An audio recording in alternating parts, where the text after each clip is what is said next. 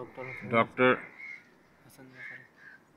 हसन ज़फ़र आरिफ भाई प्रोफेसर की जो आज ये तीसरी बरसी है, और जनाब कायद तहरीक बानी तहरीक जनाब अल्ताफ़ हुसैन भाई की जानिब से हम तमाम साथी यहाँ आए हैं और उनको ख़राज अक़ीदत पेश करने के लिए, और अमेरिका के तमाम ज़िम्मेदारान और एक वफ़ा परस्त कारकुनान की जानिब से उनको ख़राज अक़ीदत पेश करने के लिए हम यहाँ हाज़िर हुए हैं।